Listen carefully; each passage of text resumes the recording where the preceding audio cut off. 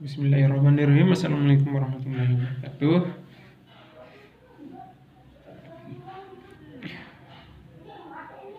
Innal hamdalillah nahmaduhu wa nasta'inuhu wa nastaghfiruh wa na'udzu billahi min syururi anfusina wa min sayyiati a'malina.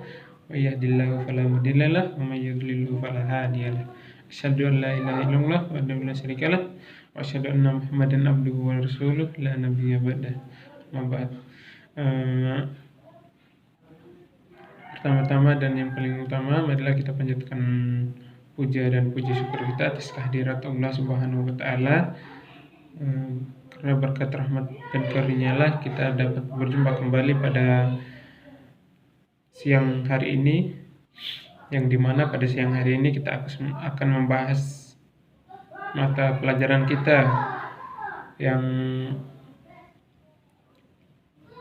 dimana pembahasan kita yaitu menghayati keesaan Allah Subhanahu wa taala sesuai isi kandungan surah Al-Fatihah, Al-Ikhlas, Al-Falaq, dan An-Nas.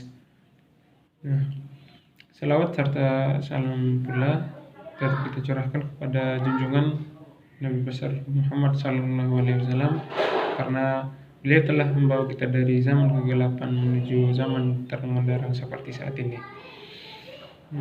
Gimana kabar semuanya, anak-anak? Alhamdulillah kalau baik. Sebentar terkait tugas yang kemarin yang Bapak kasih. Sebentar habis mata pelajaran ini, silakan dikumpulkan di meja Bapak, dan pada hari ini juga sebentar pada pertemuan terakhir Bapak akan memberikan lagi anak-anak tugas. Dan kita akan membahas menghayati keesaan Allah Subhanahu wa taala dalam surat Al-Fatihah. Coba satu orang Bapak pengen dengarkan dulu. Ayo coba baca surat Al-Fatihah.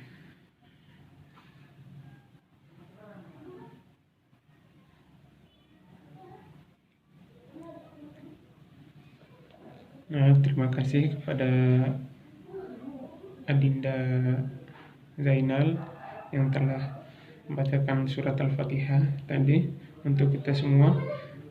Adapun kita ketahui bahwasanya surat Al-Fatihah itu adalah induknya Al-Quran, dan juga pembuka dalam Al-Quran, surah pembuka dia dalam Al-Quran.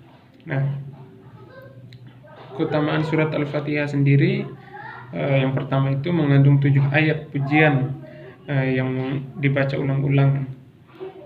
Yang kedua, jalinan hubungan antara hamba Allah dan Allah Subhanahu wa taala sebagai pernyataan keimanan dan permohonan makhluk hidup kepada Khalik-Nya. Yang ketiga, surat Al-Fatihah dan penutup surat Al-Baqarah adalah 2 cahaya Allah Subhanahu wa taala hanya diberikan kepada Rasulullah sallallahu alaihi wasallam.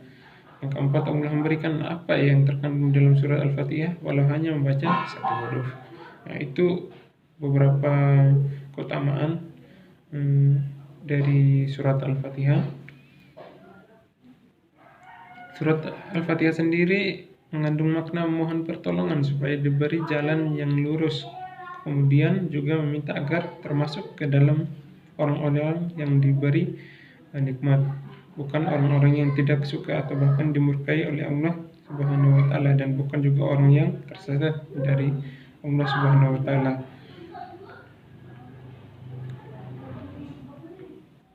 Jadi utamakan keesaan Allah ya, yang dimana pada surah ayat yang pertama itu Bismillahirrahmanirrahim, dengan nama Allah yang Maha Pengasih dan Maha Penyayang. Jadi dalam ayat pertama ini jangan sampai apa yang dicoba atau diberi ujian kepada Allah Subhanahu wa taala terus kita merasa suudzon dengan Allah Subhanahu wa taala, bahwasanya dengan ujian itu Allah tidak menyayangi kita. Perlu kita sadari bahwasanya semakin besar ujian yang diberikan pada seorang hamba, itu tandanya Allah semakin sayang kepada hambanya, karena Allah memiliki sifat maha penyayang. Dan yang kedua itu alhamdulillahirabbil alamin, segala puji bagi Allah Tuhan seluruh alam. Nah, yang menciptakan alam semesta itu hanya Allah Subhanahu wa taala. Tidak ada makhluk lain yang mampu menciptakan alam semesta ini kecuali Allah Subhanahu wa taala. Dialah yang menciptakan alam semesta. Yang ketiga itu Ar-Rahmanir Rahim, yang maha pengasih, maha penyayang. Nah, seperti yang saya telah ada keterkaitan antara ayat pertama tadi dan ayat ketiga, seperti yang Bapak jelaskan tadi. Terus yang keempat, pemilik hari pembalasan. Nah, dengan surah ini harus kita sadari bahwasanya dunia ini hanya bersifat sementara, karena akan ada datang hari akhir. Makanya kita perlu mempersiapkan diri sebaik-baik mungkin untuk menghadapi hari akhir tersebut. Jangan sampai kita lalai dengan dunia sampai-sampai kita lupa yang akan terjadi pada hari esok.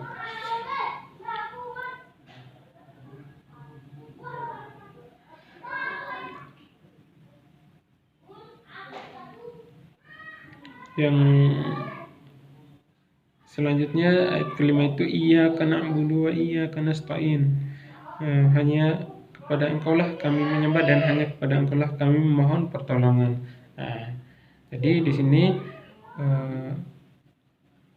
Tuhan yang berhak disembah itu hanyalah Allah Subhanahu wa taala. Kalau kita menyembah selain kepada Allah Subhanahu wa taala, itu jatuhnya syirik dan dosanya sangat-sangat besar. Seperti itu. Dan yang keenam itu tunjukkanlah kami jalan yang lurus, karena ihdinas siratal mustaqim, tunjukkanlah kami ke jalan yang lurus, karena yang mempunyai jalan yang lurus itu, yang mampu memberikan hambanya jalan yang lurus itu hanya Allah Subhanahu wa taala. Nah, makanya kita mohon di situ, mohon bahwasanya ya Allah, tunjukkanlah kami hamba-Mu ini jalan yang lurus. Yaitu jalan orang-orang yang Engkau beri nikmat kepadanya, bukan jalan mereka yang Engkau murkai lagi tersesat. Nah, dalam ayat ini bahwasanya jalan yang lurus itu hanya dimiliki oleh orang-orang yang diberi nikmat oleh Allah Subhanahu wa taala, sedangkan orang-orang yang dimurkai, orang akan tersesat nantinya. Mereka tidak mempunyai jalan karena dalam hati mereka tidak memiliki keimanan kepada Allah Subhanahu wa taala. Nah, mungkin hanya ini saja penjelasan dari Bapak. Mungkin ada yang ingin bertanya sampai di sini yang belum paham? Oh, tidak ada. Berarti teman-teman adik-adik udah mengerti semuanya. Jadi untuk surat Al-Ikhlas, An-Nas sama Al-Falaq itu Bapak bagikan kelompok ya, jadi 3 kelompok. Nah, di situ cari keutamaan ayat tersebut, terus isi kandungannya juga.